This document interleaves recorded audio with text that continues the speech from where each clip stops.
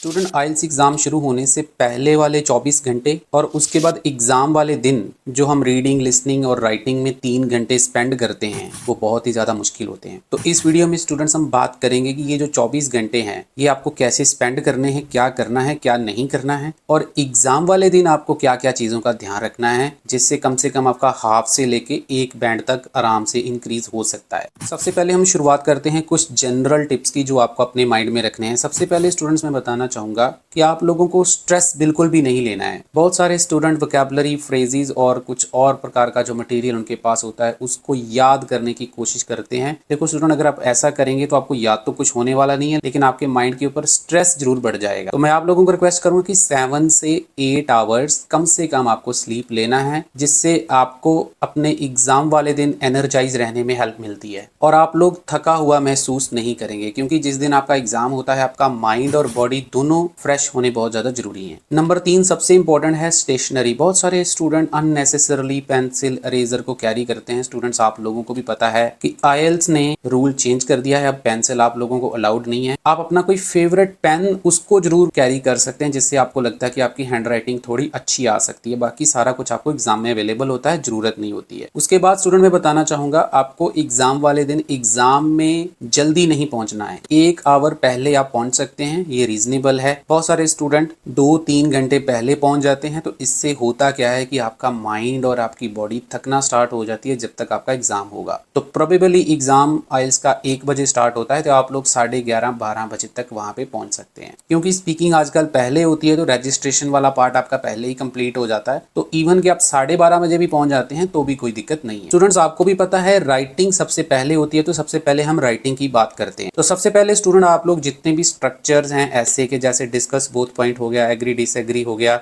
Reason solution हो गया, और जो दूसरी कैटेगरीज हैं, इन सभी के स्ट्रक्चर्स होते हैं। आपको ओपिनियन कहाँ पे लिखना है, कहाँ पे नहीं लिखना है, ये सारी चीजें, बॉडी पैराग्राफ कैसे बनाने, सारे आपको अच्छे से रीड कर लेने हैं। उसी प्रकार से अगर मैं राइटिंग टास्क 2 की बात करूं तो चार्ट्स होते हैं, आपको पता है, उसमें पास्ट और फ्यूचर टेंस से रिलेटेड स्ट्रक्चर कैटेगरीज और रिलेटेड वोकैबुलरी को अच्छे से रीड कर लेना है। उसी प्रकार से अगर हम मैप की बात करें, आपको पता स्टूडेंट मैप पास्ट प्रेजेंट का कंपैरिजन कई बार आ जाता है, कई बार पास्ट फ्यूचर का आ जाता है, तो ये तीनों चीजों को देख लेना और डायग्राम के स्ट्रक्चर को समझ लेना है। आगे बढ़ने से पहले स्टूडेंट, अगर आपको यहाँ तक वीडियो में कुछ वैल्यू मिल रही है, कुछ आपको फायदा लग रहा है, तो वीडियो को लाइक कर दें, चैनल को सब्सक्राइब करें और शेयर कर दें।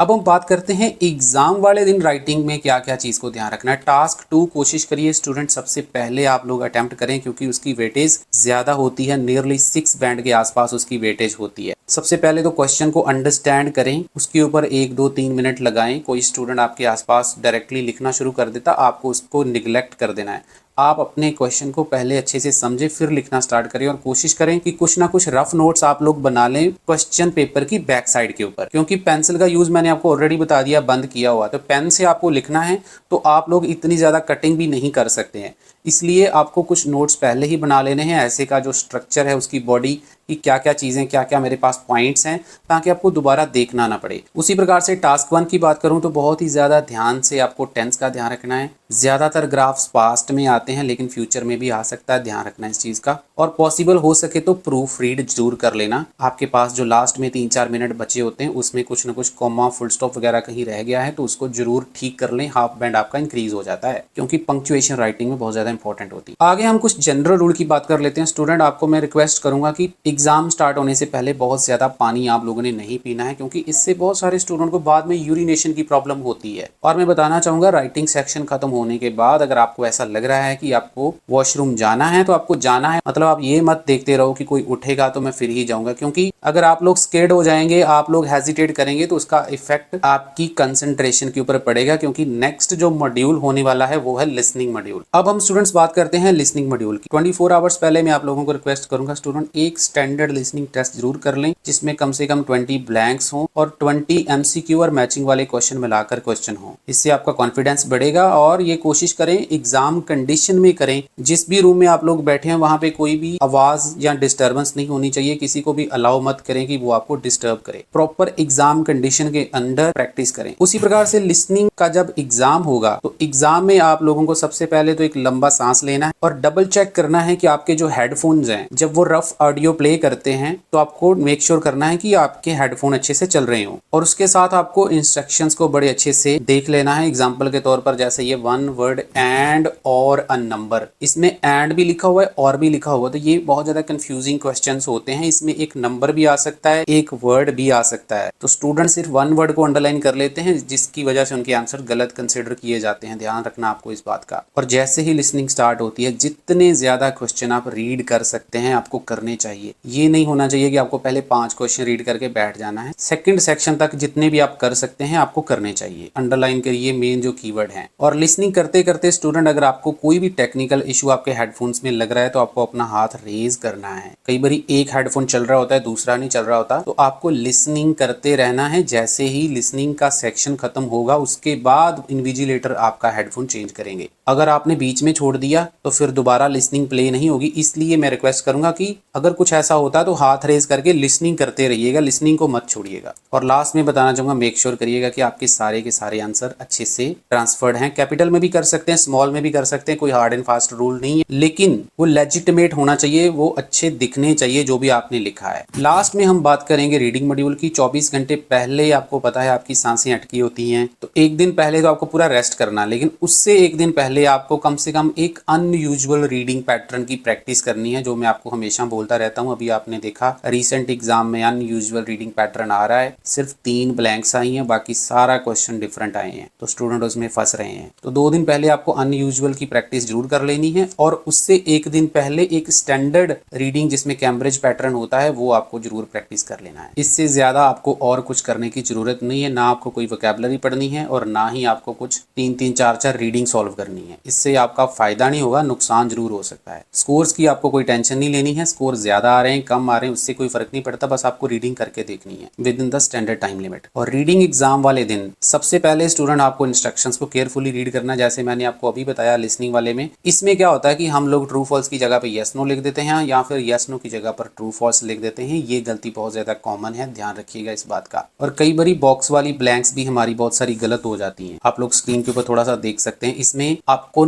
लेटर्स लिखने होते हैं, ना कि वो वर्ड लिखना होता है, जिसकी वजह से आंसर्स गलत हो जाते हैं। मेक श्योर करिएगा इंस्ट्रक्शंस को अच्छे से रीड आउट कर लें। और एक ही क्वेश्चन के ऊपर बहुत ज्यादा टाइम आपको स्पेंड नहीं करना है, क्योंकि कोई एक क्वेश्चन की वेटेज ज्यादा तो है नहीं। कुछ क्वेश्चन ऐसे जरूर होते हैं वो 8 और 9 बैंड वाले होते हैं, तो आप कोशिश करिए उनको अवॉइड करें। उसके बाद मैंने देखा बहुत सारे स्टूडेंट क्लॉक को बार बार देखते रहते हैं। आप लोग अगर क्लॉक को बार बार देखेंगे तो आपका ध्यान रीडिंग में नहीं लगेगा। आपको क्लॉक को देखना ही नहीं है। क्लॉक को आपने तब देखना है जब आपने एक पैसेज पूरा सॉल्व कर लिया है। जब तक आपने कम से कम 8-10 क्वेश्चन नहीं किए आपको क्लॉक नहीं देखना है। अगर आप एक क्वेश्चन करके क्लॉक देख रहे हैं तो फिर आपका ना तो ध्यान रीडिंग में लगेगा और आपका टाइम वेस्ट होता रहेगा, आपको कोई इसका फायदा नहीं, उल्टा नुकसान हो जाए। और लास्ट में बोलना चाहूंगा कि आप मेक श्योर करें कि आपके आंसर सही तरीके से करेक्ट तरीके से ट्रांसफर हो गए हों, क्योंकि बहुत सारे स्टूडेंट क्या करते हैं वो आंसर ट्रांसफर गलत कर देते हैं, जिसकी वजह से उनको प्रॉब्लम हो। के ऊपर देख सकते हैं अभी रिसेंटली ये कुछ स्टूडेंट हैं जिनके मैं रिजल्ट आप लोगों को दिखा रहा हूँ। इससे पहले तो पता नहीं कितने रिजल्ट हमारे आ चुके हैं। तो अगर किसी को भी चाहिए हमारा quick band booster prediction crash course, तो आपको नंबर स्क्रीन के ऊपर दिख रहा है, आप हमारे साथ कांटेक्ट कर सकते हैं। इसमें हमने सारे मॉड्यूल कवर किए हुए हैं, सारे मॉड्यूल की प्रेडिक्शन रहेगी, 8 घंटे की वीडियोस हैं जिसमें टिप्स एंड ट्रिक्स कवर किए हुए हैं सारे मॉड्यूल के। 2500 इसके चार्जेस रहेंगे। चैनल को सब्सक्राइब जरूर कर लेना, वीडियो को लाइक कर देना और शेयर कर देना ज्यादा से ज्यादा। Thank you very much.